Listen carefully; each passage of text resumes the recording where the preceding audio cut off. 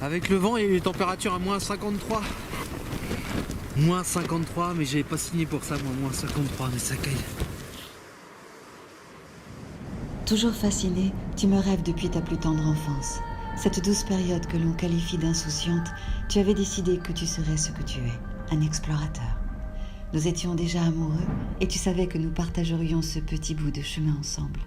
Pour leur donner envie, les faire rêver peut-être, les avertir, les protéger aussi, les émerveiller d'abord. Tu avais choisi ta mission. Tu es venu à ma rencontre avec comme unique bagage ton futur, notre futur. Eh bien, dis-leur que tout va bien. Aux premiers abords, je ne suis pas tendre, mais je suis moi, enchantée. Je t'accepte et me réjouis de cette cohabitation pendant 60 jours. Nous ne serons plus qu'un. Tu auras parfois froid, je sens ta gorge se serrer. Ce sera long et périlleux, mais tu acceptes les risques parce que comme tout pédagogue, tu ne penses pas aux obstacles, mais à ton objectif, bien en tête. Tu veux transmettre et ce que tu apprends aura une saveur particulière, celle de l'effort et de la détermination. Tu crois aux rêves et je ne peux que t'y encourager. Je te laisse être le témoin privilégié de mon monde qui évolue. De paysage en paysage, tu avances, lentement mais sûrement, vers ce but que tu t'es fixé. Et tu pourras leur dire que ma lumière parfois t'a aveuglé. Et pendant quelques jours, tu ne voyais que du blanc, du blanc, du blanc et mon immensité. Tu en perdras même la vue, mais qu'importe. Une aventure extrême, des journées éprouvantes certes, mais une détermination, toujours intacte. Dis-leur que tout va bien. Ce mois de mars 2018, j'ai accepté de t'ouvrir les portes de mon royaume que tu peux parfois qualifier d'enfer. Tant il te mettra à l'épreuve, mais rappelle-toi pourquoi tu es là. Tu arpentes un monde polaire, un univers extraordinaire, des lumières que tu ne croiseras pas souvent, un spectacle grandiose juste pour toi. Tu t'es senti pour la première fois libre. Cette liberté chérie qui se perd, eh bien, elle était des nôtres pendant ces longues journées glacées. Mon nomade à moi, j'ai aimé te sentir évoluer, admiratif de ce que je t'offrais. Une gratitude partagée que je t'invite à offrir, toujours, pour que nous soyons respectés. Je suis forte, mais je m'affaiblis aussi. Ta reine des neiges t'a semblé fébrile. La montée des eaux est vertigineuse et je ne saurais que faire. Le changement des courants océaniques me préoccupe et je ne saurais que faire. On parle de 200 millions de réfugiés climatiques, d'une acidification des océans plus rapide en Arctique, alors qu'allons-nous faire ? Je m'adresse à toi, car je suis une éternelle optimiste. Tu crois en la bienveillance de l'être humain, alors je crois en toi car tu es là. Oui, je peux rester cette reine puissante, glaciale, immense, douce et accueillante. Dis-leur que tout va bien. J'ai froid, j'arrive pas à charger mes batteries, je dors mal. Je sais pas pourquoi, mais ça va.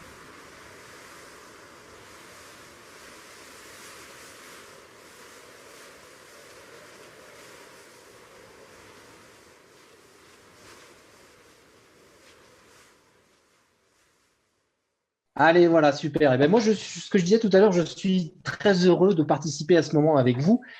Je vais vous parler un petit peu de ma carrière, de comment je suis devenu d'enfant rêveur à réalisateur de ma vie.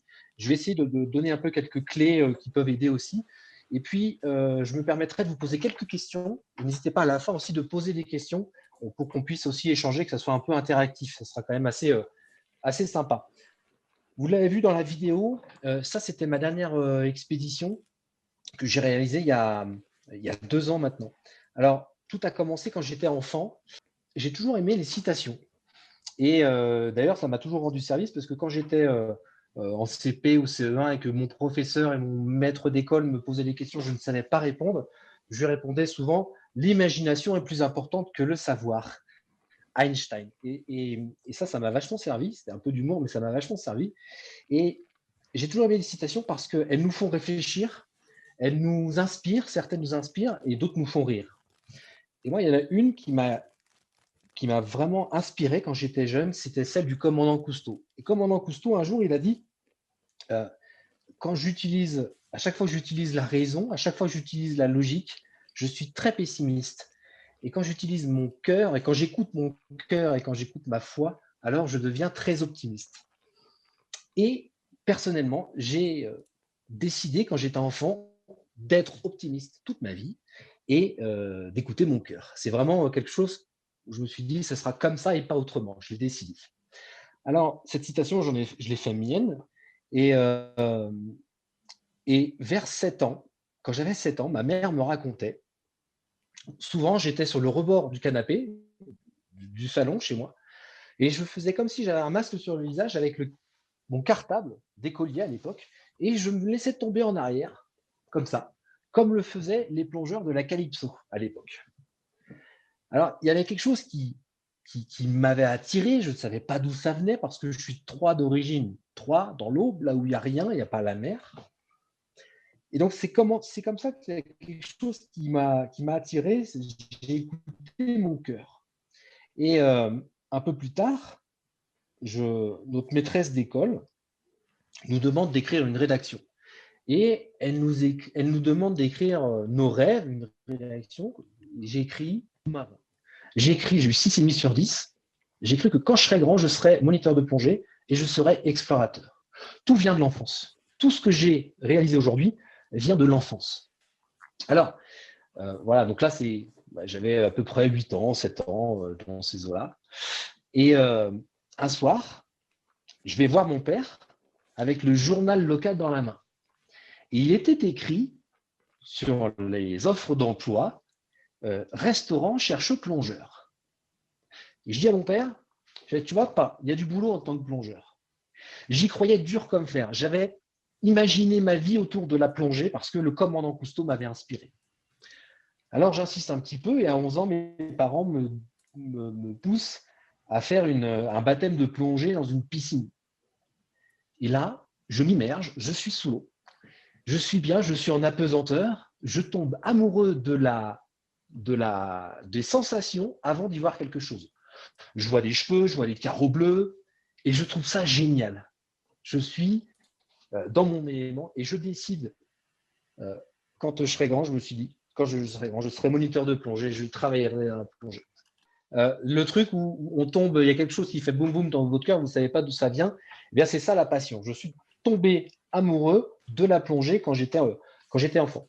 Et l'adolescence continue, et il y a un truc qui n'allait pas, c'était l'école. Alors effectivement, à l'école, j'étais pas bon du tout. Sur mes bulletins scolaires, c'était marqué médiocre, à peu près nul.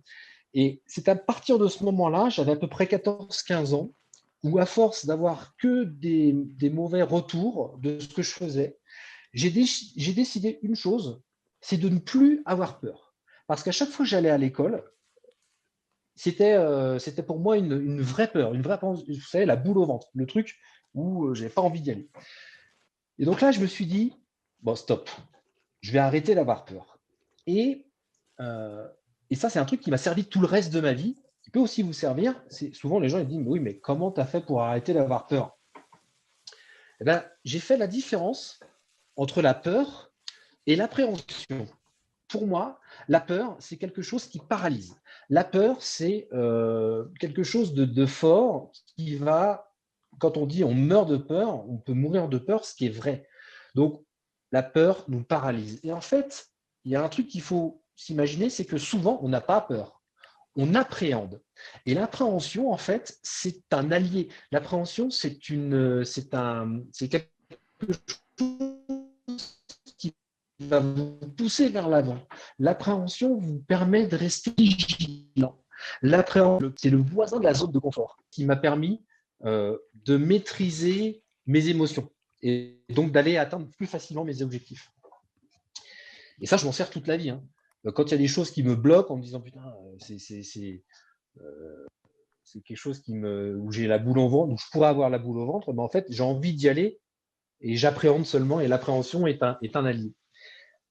À 16 ans, j'ai écrit le planning de ma vie et j'ai écrit j'ai écrit les étapes dont j'allais réussir à atteindre mes objectifs parce que j'avais décidé d'être moniteur de plongée à l'origine. Ensuite, je voulais avoir une école de plongée. Et puis, j'avais écrit que quand je serais grand, je serais explorateur, aventurier explorateur. Alors, on va y venir mais avant de devenir explorateur, je suis passé par une autre étape. Donc, comme je vous disais, j'ai écrit les étapes de ma vie. Et pour passer du rêve à l'ambition, pour passer de ce que j'ai écrit, du planning de ma vie, à réaliser mon rêve, qui était d'être explorateur sous-marin, entre autres, eh bien, il faut un déclencheur. Il faut quelque chose qui vous permet de dire, bon, bah, allez, je me lance dans l'aventure. Eh bien, pour ce faire, j'ai décidé de ne pas avoir le bac. Alors, c'est très bizarre, mais le fait de ne pas avoir le bac était pour moi quelque chose qui m'a motivé à aller vers l'avant et à me décider de réussir à atteindre mes objectifs. Alors, je suis parti de chez mes parents et puis j'ai décidé de me confronter à moi-même. Je suis parti avec un camping-car qui fuyait à moitié l'huile et je suis parti comme ça, je ne savais pas où. Et en fait, souvent les gens me disent, mais oui, mais c'est facile, t'es parti, puis t'as fait les saisons, les choses comme ça. Et en fait, tout était compliqué. Je me suis aperçu que faire ce qu'on avait envie de faire, d'être libre, de vivre ses rêves, into the wild, oui, c'est un peu ça. Eh bien, en fait, c'est pas si facile que ça. Et on s'aperçoit d'une chose, c'est que dès qu'on veut réaliser quelque chose, on a des milliers de raisons de ne pas le faire. On trouve toujours des milliers d'excuses pour dire bon, bah voilà, j'aurais pu faire ça, mais en fait, tu comprends, c'est pas possible parce que. Je n'aime pas les excuses et je n'aime pas les prétextes. C'est quelque chose qui, pour moi, bloque nos rêves. Et donc, c'est un truc que j'ai retenu aussi, c'est vraiment, oui, les choses sont difficiles, oui, les choses sont compliquées, mais en fait, c'est que difficile et c'est que compliqué. Ça veut dire que c'est possible. Et je suis toujours resté dans cette optique-là de me dire, OK, c'est que de la souffrance. OK, c'est que difficile, mais c'est pas grave, j'avance. Alors, euh, pour pouvoir réaliser tout ça, il faut, euh, il faut, il faut du courage. C'est pas facile, hein, mais quand on a compris que c'est que difficile, donc il faut du courage, il faut de la confiance en soi. La confiance en soi, pour moi, c'est quelque chose, c'est comprendre qu'on est tous extraordinaires et qu'on a les solutions pour chaque problème. Je répète, la confiance en soi, c'est comprendre et admettre qu'on est tous extraordinaires et qu'on a toujours des solutions pour chaque problème. C'est dingue. Quand on comprend ça, se dire, mais oui, en fait, je suis extra, je suis comme tout le monde, je suis super, je suis top. Et en plus, je fuis les personnes qui ont des problèmes pour chaque solution. Je fuis les gens qui ont des problèmes pour chaque solution. Parce que des solutions, en fait, il y en a toujours. Et en fait, ça veut dire que tout est open bar dans la vie. Tout est accessible et tout est. Enfin, rien n'est impossible. Pour avancer dans la vie, pour moi, il y avait plusieurs choses. Il y avait le courage, il y avait la confiance en soi. Ce que je disais tout à l'heure, c'est que la confiance en soi, c'est vraiment comprendre qu'on est extraordinaire et qu'on a des solutions pour chaque problème. Et il y avait deux mots qui, pour moi aussi, étaient importants et que j'ai appris au fur et à mesure du temps. C'était la patience et la persévérance. La patience, je prends souvent cet exemple dingue d'ailleurs. On a tous un téléphone avec nous. Et ce téléphone, il est extraordinaire. Mais vous vous rendez compte qu'aujourd'hui, si on veut commander une pizza, eh ben, on va choisir sur un téléphone et on va appuyer sur un bouton. Si on se fait mal, on appuie sur un bouton et on appelle les pompiers en 2 secondes. Et on peut coucher avec un garçon ou une fille ce soir en choisissant avec notre téléphone. Eh bien, la vie, les objectifs, les rêves et les passions, ben, c'est pas ça. C'est tout l'inverse d'un téléphone. Et ben, on perd en patience avec l'utilisation, pas que des téléphones, mais en partie des nouvelles technologies qu'on a créées aujourd'hui. Eh bien, moi, mes rêves, en tout cas, et les rêves de plein de gens d'ailleurs, c'est tout l'inverse. Il va falloir apprendre la patience et la persévérance. Je prends toujours aussi cet exemple de la difficulté et de la persévérance. La vie, pour moi, c'est comme un électrocardiogramme. Il y a des hauts et il y a des bas. Eh bien, tant que c'est pas plat, ça veut dire qu'il y a de l'espoir. Ça veut dire que tout est possible. Et ça, c'est vraiment quelque chose que je garde en mémoire. À 22 ans, je deviens moniteur de plongée. Je rachète une école de plongée sous glace à Tignes, là où je suis aujourd'hui. Alors, j'y connaissais rien. J'y connaissais rien en comptabilité. J'y connaissais rien vraiment en marketing, des choses comme ça. Je n'étais que moniteur de plongée. Je fonce vraiment tête baissée dans l'inconnu. L'inconnu entrepreneurial. C'est la première aventure que j'ai vécue. C'est cette aventure entrepreneuriale. Et je me suis dit, encore une fois, c'est pas grave. Tu peux pas avoir peur. Tu appréhendes seulement, en fait. Tu as une entreprise, tu as fait un crédit. J'appréhende. Mais c'est pas grave, ça m'a permis d'avancer. Alors, pour avancer, je me suis renseigné, j'étais curieux, je me suis entouré de pas mal de gens, et puis j'ai fait vachement d'erreurs. Il y a plein de choses. Certaines personnes appellent ça des échecs, moi j'appelle ça plutôt des erreurs. Mais ça m'a permis de grandir et puis de continuer à apprendre. Et je me suis, en fait, bizarrement, je me suis épanoui dans toutes les erreurs que j'ai effectuées. C'est pas dans la réussite, c'est d'abord dans mes erreurs où je me suis épanoui. Et à un moment, au bout de 15 ans, j'ai géré cette école d'une quinzaine d'années. C'était génial, on a fait plein de choses avec j'ai des moniteurs extraordinaires, on a fait plonger des millions de gens, milliers, pardon, pas millions, milliers de gens. Et à un moment, mon objectif, c'était la refonte de mon site Internet. C'était refaire mon site Internet. C'était un objectif où je trouvais ça un petit peu, voilà, enfin, je rêvais d'autre chose quand même. Eh bien, après avoir multiplié le chiffre d'affaires par 6, je suis tombé amoureux de la glace et j'ai compris que la glace, elle m'attirait et elle me racontait une histoire. La glace, je l'ai vue bouger au fur et à mesure des saisons, je l'ai vue évoluer et puis je suis tombé amoureux parce que la glace, elle nous raconte une histoire. Elle bouge, elle craque et elle vit en fait la glace. Et c'est là où j'ai voulu la découvrir partout dans le monde, cette glace. Et c'est à ce moment-là où je suis devenu explorateur. J'ai décidé, au bout de 15 ans d'aventure entrepreneuriale, de vivre des aventures et des expéditions comme Indiana Jones. Voilà, je passe à mon étape supérieure qui était d'être explorateur. Je trouve qu'on provoque notre propre sort avec la pensée positive. Souvent, on l'utilise. Avec la pensée positive, quand on imagine faire des choses, un jour ou l'autre, avec la patience et la persévérance, eh bien, on y arrive. Ça, on est en 2009, la photo que vous voyez. Et là, eh bien, j'ai la chance, à force d'avoir rêvé d'être explorateur, d'avoir Jean-Louis Etienne, c'est un grand explorateur pour ceux qui ne le connaissent pas, qui a fait pas mal d'aventures, qui un jour me contacte parce que j'avais un savoir-faire sous-marin, sous la glace. Et il me contacte et puis, en gros, je participe à une aventure qui s'appelle Under the Pole 1, où on part en équipe pour témoigner d'un monde qui change au pôle Nord géographique. Alors là, c'est l'entraînement, on est à Tignes, j'entraîne toute l'équipe, on part à 8, on a un chien, le chien on le voit au milieu à gauche, un petit chien blanc, un husky, et on part en 2010 au pôle Nord géographique, l'axe de rotation de la Terre. C'était dingue parce que c'est pas de la télé-réalité, hein. On arrive au pôle Nord géographique, il fait moins 50.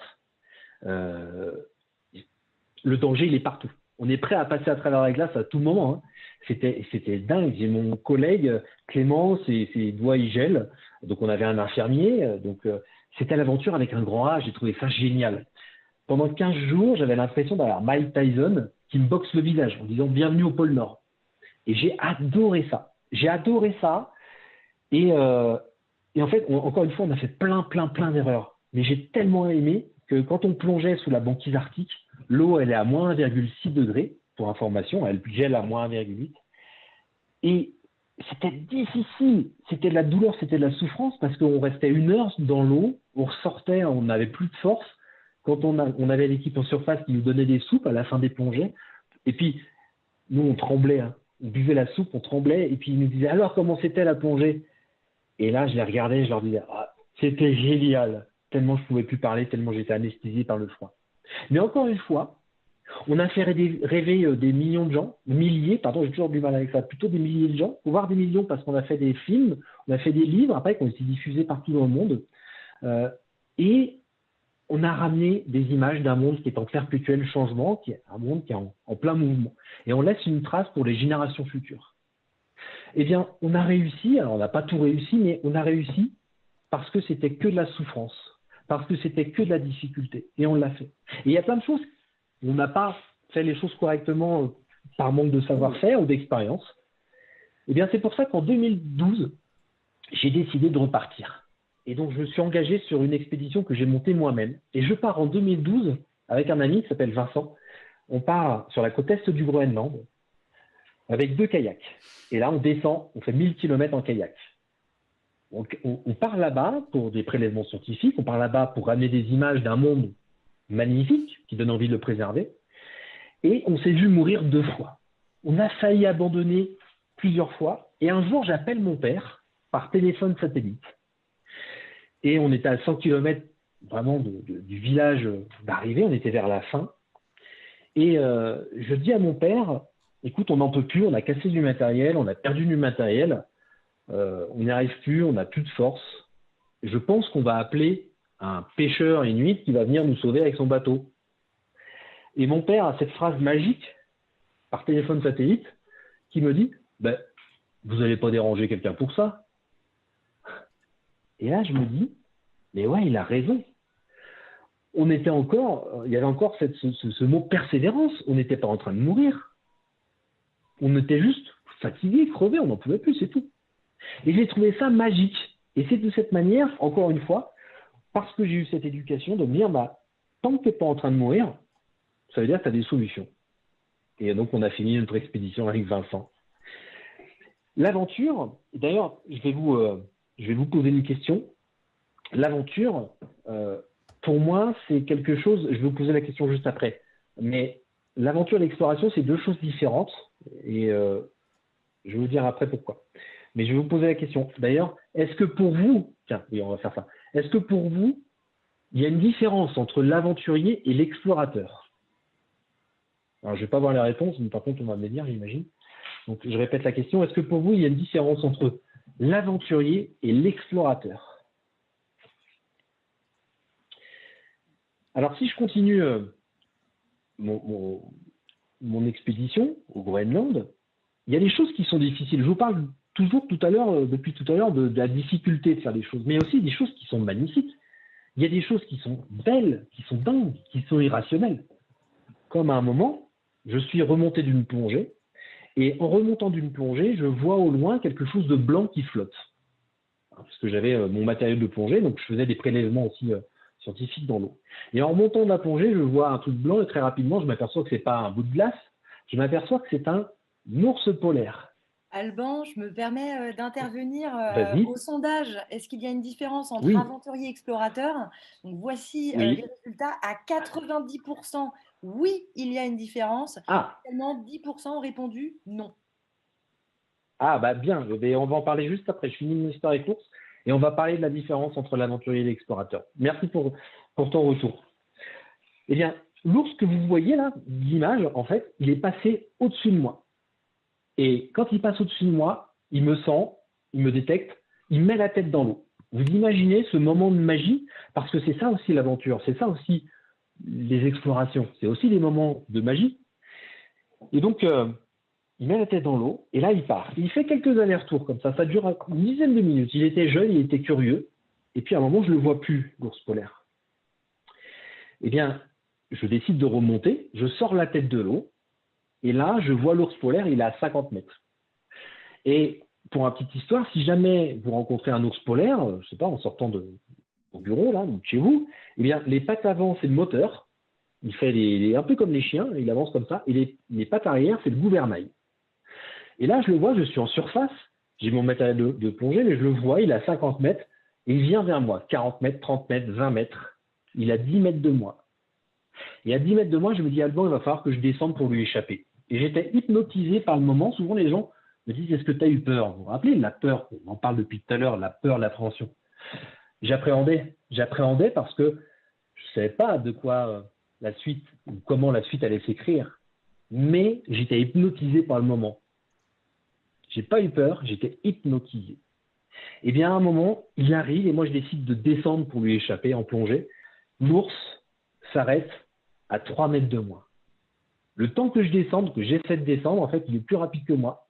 Et il s'arrête à 3 mètres. Vous imaginez la force et la puissance de se retrouver face à face avec un ours polaire et de se regarder droit dans les yeux. Ça dure quelques secondes, ça dure 2 secondes. on se regarde droit dans les yeux, et lui comme moi, on a ressenti la même chose en disant, bon, bah, on fait quoi là? Ah, c'était fou, c'était magique, c'était dingue, c'était irrationnel, c'était beau. Ben, c'est ça l'aventure. Et puis pour répondre à votre question, enfin ma question que je vous ai posée d'ailleurs, est-ce qu'il y a une différence entre l'aventurier et l'explorateur? Pour moi, il y a une différence. Et pour vous, a priori, 90% des gens aussi. Pourquoi? Parce que, on va prendre un exemple, vous connaissez tous Mike Horn. Mike Horn, c'est un aventurier qui fait des choses extraordinaires depuis une trentaine d'années. Mike Horn, c'est plus vite, plus loin, plus fort, plus rapide. L'exploit sportif pur et dur. Ça, c'est l'aventurier. L'explorateur, alors l'explorateur peut être aventurier, hein, bien sûr, mais l'aventurier n'est pas forcément explorateur. Parce que l'explorateur, il a une connotation scientifique. Il faut savoir qu'on a, alors c'est l'étape d'après les scientifiques, si vous voulez. On trouve chaque année entre 15 et 17 000 espèces végétales ou des insectes, par exemple, chaque année, qu'on ne connaissait pas. On a, malgré la présence des satellites, plein d'endroits qu'on ne connaît pas parce qu'ils ne sont pas correctement cartographiés. L'océan est encore à découvrir à 70%. Vous imaginez? Donc, c'est le rôle de l'explorateur. L'exploration moderne n'est plus de découvrir des nouveaux territoires. L'exploration est dans les détails. Et si on veut protéger l'humanité, protéger le monde, la planète en règle générale, eh bien, il faut comprendre son évolution. Et le rôle de l'explorateur, il est double. Il est de comprendre son évolution par le fait de ramener des informations scientifiques dans les endroits les plus extrêmes de la planète, parce que ce n'est pas le rôle des scientifiques non plus de rester 50 jours ou 60 jours, 2 mois, à moins 40 ou moins 30 dans une tente et de travailler sur un protocole, par exemple, de réactivité du cerveau en milieu extrême, ce que j'ai fait sur ma dernière expédition. Donc on est aussi des cobayes. On teste des protocoles, on teste des matériaux. Eh bien, c'est encore le rôle de l'explorateur. Voilà pourquoi je trouve aussi qu'il y a une différence entre l'aventurier et l'explorateur. Et je vous remercie d'avoir participé à cette question. Alors, cette aventure, c'est en 2012. Après une aventure, figurez-vous que on est là aussi pour faire rêver les gens. Donc, on a une partie promotion, on parle beaucoup. On fait des films, on fait des livres, on fait des expositions pour le grand public, pour donner envie de préserver l'environnement et pour aussi se dépasser. Et il y avait un truc que je n'avais pas fait sur mes aventures, c'était une aventure en solitaire, une aventure en solo. Eh bien, en 2018, donc il y a 2 ans, je décide de faire quelque chose que je ne connaissais pas, de continuer mon apprentissage d'explorateur, en partant sur le passage du Nord-Ouest, donc en plein hiver, sur la banquise arctique, dans le Grand Nord canadien, pendant 2 mois en solitaire. Et je pars avec mes 2 traîneaux, vous voyez là, derrière moi, et je pars pour plusieurs raisons. Je pars pour apprendre, parce qu'il y a des choses que je ne connaissais pas, pour savoir ce que je valais. Je pars aussi pour donner un sens à mon travail. J'en parlais tout à l'heure, du sens qu'on donne à son travail, du sens qu'on donne la différence entre l'aventurier et l'explorateur. Les deux donnent du sens, mais j'aime apporter une touche de connaissance scientifique à l'humanité, à la science en tout cas. Donc, et le sens qu'on donne à son travail, c'est aussi, ça change tout quand on va à son boulot. Vous savez, c'est comme quand j'ai un copain qui est assureur et souvent il me parlait de son métier, enfin un peu moins maintenant parce que là il est un peu débordé, mais il m'en parlait souvent de son métier. Il me dit écoute, au début quand j'étais assureur, je faisais comme un bon paquet d'assureurs, je vendais beaucoup de produits. Voilà. Et aujourd'hui, il a changé un peu son fusil d'épaule, il est plutôt là pour protéger les gens. Eh bien, le sens qu'on donne à son travail, il peut être différent pour un même métier en fait. Et on ne le voit pas de la même manière en fait. Eh bien, c'est pour ça que je pars en 2018 pour donner un sens à mon travail, encore une fois, connotation scientifique. Et puis, sur cette aventure, je me suis gelé la cornée. Donc, en fait, c'est comme si vous voyiez trouble. Vous voyez trouble pendant, ça a duré 3 jours. Alors, je suis suivi par des médecins à distance. J'ai une trousse de secours digne d'un hôpital. Et donc, pour pouvoir résorber ce problème aux yeux, j'avais de la pommade. Donc, il fallait que je me mette de la pommade pendant 3 jours. Et soit ça revenait, soit c'était une évacuation en urgence. Donc, c'est revenu. Et j'ai surtout découvert une chose, c'est la force de la résilience. On ne se rend pas compte qu'on peut être fort, on ne se rend pas compte qu'on peut être résilient face à la peur du lendemain. Vous imaginez, pendant 3 jours, j'avais des loups arctiques à proximité de mon camp. Je ne savais pas de quoi demain pouvait être fait. Et en fait, c'est exactement ce qu'on est en train de vivre aujourd'hui. Cette pandémie fait peur. Alors, je vais utiliser ce mot peur parce que c'est le mot générique, mais en gros, pour accepter la difficulté, pour accepter justement ces situations de crise, parce que je vous dis, c'était pas forcément très rigolo de me retrouver seul au milieu de la banquise avec les yeux gelés, entre guillemets, eh bien, j'ai appris 3 choses. Il y a 3 choses qui me sont venues en tête et que j'ai travaillé. La première, c'est de relativiser. Je me suis toujours dit, ça pourrait être pire. Parce que la réalité, c'est que ça peut toujours être pire. Et ça, on l'oublie. Donc, je me suis dit, Alban, tu as envie, tu t'es juste gelé les yeux. Et puis, dans 3 jours, ça se trouve, ça peut revenir. Souvent, les gens, ils anticipent avec des si. Et ils anticipent toujours le pire. Mais non. Donc, j'ai relativisé. J'ai pris du recul. J'ai pris vachement de recul. Et ça, le fait de prendre du recul, souvent quand on marche dans la rue, on regarde en bas. Quand on se force à lever la tête, à regarder l'horizon, on voit un avenir. Et le fait de voir un avenir, on voit des possibilités et on voit des solutions. Ça, c'est prendre du recul. Et la dernière chose, c'est que quand on part en expédition, on met 15 jours pour s'adapter, pour que son corps, l'être humain en régional, se trouve accepté dans la situation dans laquelle il vit. Parce qu'au début, c'est très, très difficile. Donc, il faut 15 jours à l'homme pour s'habituer à quelque chose. Eh bien, rappelez-vous, quand il y a eu le confinement, premier confinement, on le voyait sur les réseaux sociaux, énormément de gens passaient leur temps à râler. Ils n'étaient pas contents.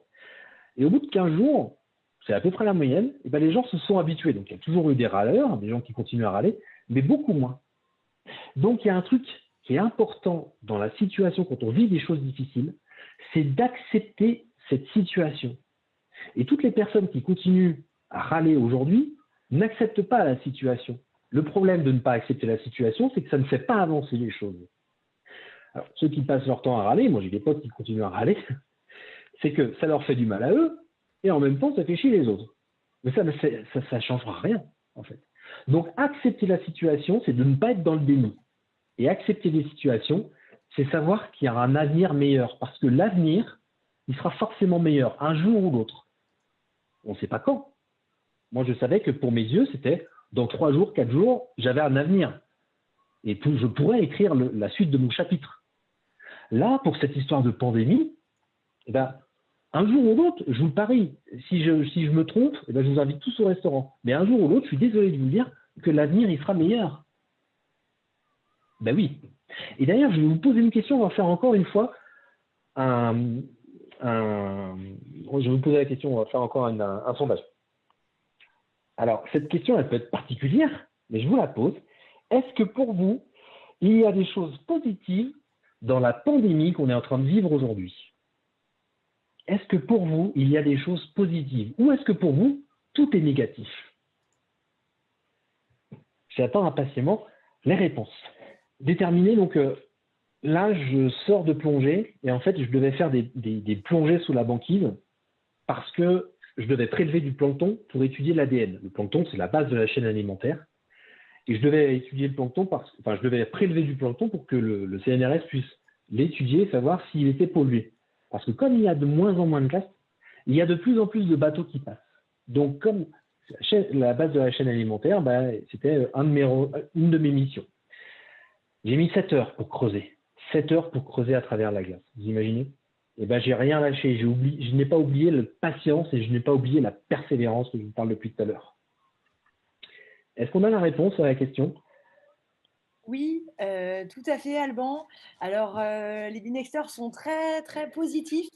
À 96%, on a 80 binexters, 82, ça monte encore, qui considèrent qu'il est dans cette crise.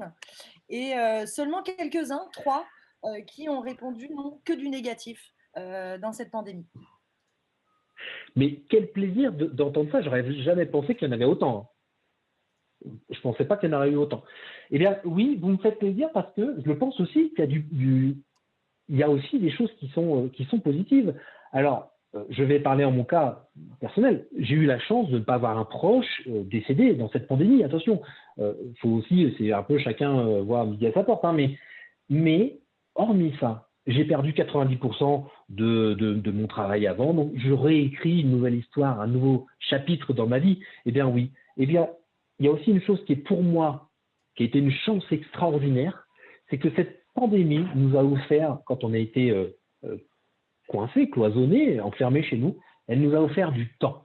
Et rien que ça, c'est important, parce que le temps, quand on passe, rappelez-vous la vie d'avant, où tout le monde court partout, et on se dit, oh, vivement les vacances pour qu'on puisse se reposer, etc. Et bien là, on nous a offert du temps, et le temps, c'est le luxe du monde de demain. Ça, c'est un exemple, rien que ça. Mais on pourrait développer encore, mais en tout cas, je suis ravi de voir qu'il y a plein de gens qui voient aussi du positif malgré les choses difficiles de la vie. En gros, ce que j'aime rappeler vraiment dans l'histoire et qu'on peut retenir, c'est qu'on est tous extraordinaires et que dans la vie, eh bien, il y a toujours des choses qui sont difficiles, mais c'est que difficile. Et quand on retient ça, ça veut dire que c'est open bar pour faire tout ce qu'on a envie de faire dans la vie. Voilà. J'étais presque sur la fin de mes présentations, mais en tout cas, je pense que ça peut être intéressant que je réponde à quelques questions si vous le voulez bien. Je vais prendre la parole si ça gêne personne. Du coup, déjà, premièrement, merci beaucoup Alban pour ta présentation. Ça me parle beaucoup parce que en fait, moi, j'aimerais escalader le Mont Blanc. Alors, je sais pas par quelle magie ça se fera, hein, mais voilà, c'est un rêve, on va dire entre guillemets. Et du coup, ça me parle beaucoup ta présentation. Et j'aurais aimé avoir, je sais pas si c'est possible, de ta part quelques conseils ou je ne sais quoi. Qui pourrait m'aiguiller, on va dire, dans cette direction. Pour aller faire le Mont Blanc ? Oui, c'est ça. Oui, alors, faire le Mont Blanc, en fait, ou n'importe quel projet, il y a un truc aussi que je ne vous ai pas dit, mais généralement, quand on a un projet, alors faire le Mont Blanc, c'est logistique, tout ça, c'est relativement simple, entre guillemets, hein, mais c'est d'écouter. Non, mais entre guillemets, j'ai dit, hein, entre guillemets, okay. Ça reste quand même sportif, mais c'est un projet qui est juste magnifique. Mais ce que je veux dire, c'est que il y aura des gens qui vont dire, mais t'es fou, mais fais pas ci, mais fais pas ça. Et ben, moi, je n'écoute que les gens qui m'apportent que du positif. Ça, c'est la première chose. Après, pour le reste, eh bien, c'est ce que je disais quand j'ai récupéré mon école de plongée. Il y a plein de choses que je ne connaissais pas. Eh bien, je me suis renseigné, j'ai été curieux, et puis j'ai été directement à la rencontre des gens. Tu vas à Chamonix et là, tu vas rencontrer des montagnards qui vont t'emmener faire le Mont Blanc, ou en tout cas qui va te. Et puis après, voilà, faut écrire les étapes parce que si tu t'es pas préparé quand même un peu, ça va être un peu compliqué. Donc il faut quand même s'y préparer. Mais voilà, retenez toujours de s'entourer des gens qui sont bienveillants, quoi. Voilà, qui vont vous pousser vers l'avant parce que même le gamin aujourd'hui qui dit mon rêve c'est d'un jour marcher sur Mars, ben peut-être qu'il ne marchera jamais sur Mars. En revanche, peut-être qu'il finira à la NASA. Ben ça, c'est déjà pas mal. Hein. C'est déjà pas mal. Clairement. Voilà. Ok, ça marche. Merci beaucoup. Merci. Est-ce qu'on a avec plaisir. Sur le temps qui nous reste Oui, moi j'ai une question. Merci beaucoup Alban pour la présentation, c'était vraiment super inspirant, top. Moi je vais faire de la plongée sous la glace en janvier, le 24 janvier. Et je voulais savoir si tu avais des conseils à me donner, parce que j'ai déjà fait de la plongée, mais jamais sous la glace. Des conseils à me donner. Et ma deuxième question, c'est est-ce que c'est plutôt le matin ou le soir qu'il faut le faire? Parce que j'ai vu que c'était deux expériences très différentes. Et qu'est-ce que tu conseilles? Qu'est-ce que tu préfères, toi? Tu vas le faire où? À Tignes. En plus, je serai là. Hein, donc, ah là là là là.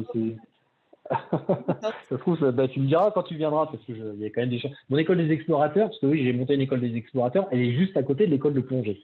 Donc, il y a des chances que je sois là. Alors, pour répondre à ta question, n'oublions pas une chose. On a le droit d'appréhender les choses. Rappelez-vous hein, la différence entre la peur et l'appréhension. Appréhender, c'est génial d'appréhender les choses, d'avoir une petite boule au ventre avant de partir. Moi, si j'ai un conseil à donner, c'est n'oublions pas de faire confiance aux professionnels, aux gens qui savent. ça change tout. Souvent, on dit oui, mais non, qu'est-ce que tu veux qu'il t'arrive? Les mecs, c'est leur métier. Donc, n'oublions pas d'appréhender parce que ça nous permet d'avoir une expérience enrichissante et en même temps de faire confiance aux professionnels. Prends une grosse paire de chaussettes avec un collant ou un jogging et un bon pull. Et pour répondre à ta deuxième question, je te conseille plutôt de le faire le jour. Alors, essaie de le faire aux alentours des 11h, midi, 13h. C'est pas mal en termes d'horaire. Mais fais-le le jour. Pourquoi? Parce que la nuit, c'est beaucoup plus impressionnant. Beaucoup plus impressionnant. Et je trouve que si tu as aimé la nuit, le jour, qui est entre guillemets un peu plus facile, tu vas kiffer la nuit. Mais si tu fais la nuit, tu risques de moins kiffer le jour. Donc, par ordre, fais le jour, puis peut-être qu'un jour, tu feras la nuit. Voilà. Ok, trop bien. Mais fais d'abord le jour. Cool. Moi, j'avais une question aussi. Merci beaucoup pour le talk super inspirant. Si j'ai bien compris, tu as quand même monté ton école et passé 15 ans dans cette expérience entrepreneuriale. Et ce que j'avais compris aussi, c'est que le fait d'être explorateur était aussi dans tes objectifs, entre guillemets, dans tes rêves quand tu étais enfant. Pourquoi tu as attendu 15 ans est-ce qu'il y a quelque chose qui te bloquait de le faire avant ou quel a été le déclic pour commencer à être explorateur du coup? Alors, j'ai monté mon premier projet d'expédition j'avais fait une interview, je me rappelle, pour Eurosport à l'époque, j'avais 23, 24 ans. Et j'ai essayé de chercher des partenaires, des machins, etc. Et en fait, il y a un truc, oui, qui m'a bloqué, je pense, c'est l'expérience. J'avais pas de crédibilité à 24, 25 ans. J'ai beaucoup moins de crédibilité que ce que j'avais à 30 ans, 33 ans. Je suis parti au pôle Nord, j'avais 32 ans. Voilà, j'avais fait, quand on dit j'ai déjà 10 ans d'expérience sous la glace, etc., donc on a beaucoup plus de crédibilité. Donc, ce qui me manquait, c'était ça, c'était cette expérience et cette crédibilité. Et après, j'ai arrêté la plongée sous glace, comme je vous l'ai dit, parce que tout allait bien. Bon, ça, c'est mon problème. Si demain, je trouve un partenaire financier qui me dit, écoute, Alban, je te file l'argent, entre autres, pour réaliser tes rêves, et je pense que j'arrêterai aussi le métier d'explorateur parce que le métier d'explorateur, il est aussi enrichissant parce que je côtoie et je tutoie la difficulté. C'est une expérience, c'est génial de réussir ces projets après s'être battu. Mais vous le vivez aussi, c'est pareil. Quand je ne sais plus qui va faire le Mont Blanc, il aura essuyé les difficultés, il aura tutoyé la difficulté et il aura réussi. Quel plaisir de le faire. J'organise des bivouacs de temps en temps, et notamment le 31 décembre. Bon, les gens, ils dorment pas très bien, ils ont un peu froid, mais ils l'ont fait, quoi. Waouh, ils l'ont fait.